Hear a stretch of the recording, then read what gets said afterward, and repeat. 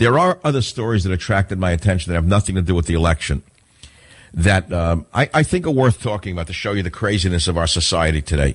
And, you know, the one of all of them is not Mayor Dumberg.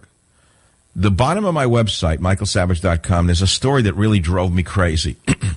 College okays transgender male and girls locker room. I want you to see how people are using such laws for minority behaviors to fundamentally act out on their perversions.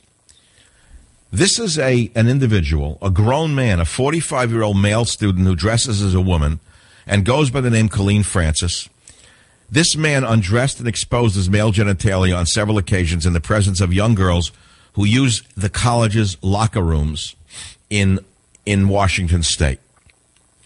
And students from Olympia High School and children in the Evergreen Swim Club and Aquatics Academy share use of the locker rooms with the college.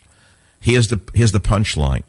Rather than prevent the pervert from using the locker room, the school has installed curtains and asked the girls to change behind them. You hear this?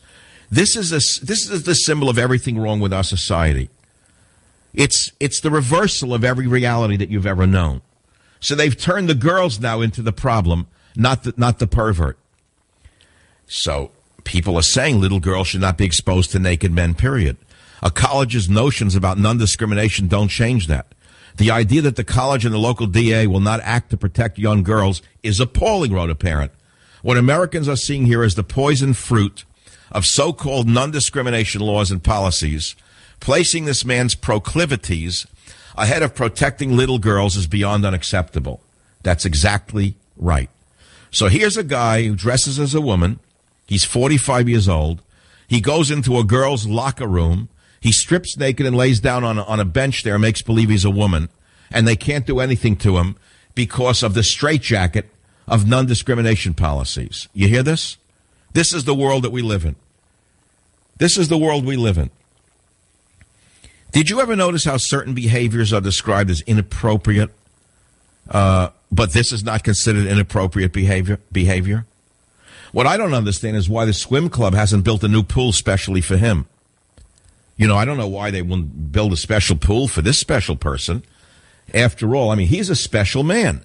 I think that the community at large should raise money and build this poor transgendered male his own swimming pool. Thank you, Democrats, for this lesson in self-esteem for perverts, is what one person wrote. Callers, Sonny, KFAQ, Diboll, Texas. You're on the Savage Nation. Go ahead.